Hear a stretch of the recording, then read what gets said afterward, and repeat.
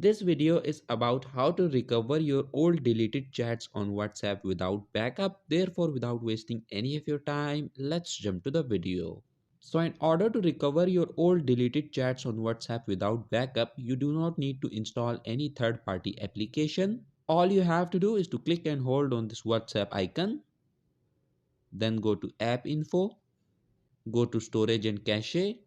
From here, all you have to do is to first click on this clear cache option, and after that click on clear storage.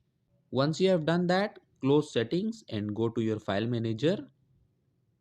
Click on this all files option, then go to internal storage, go to Android, click on media, and now search for WhatsApp here.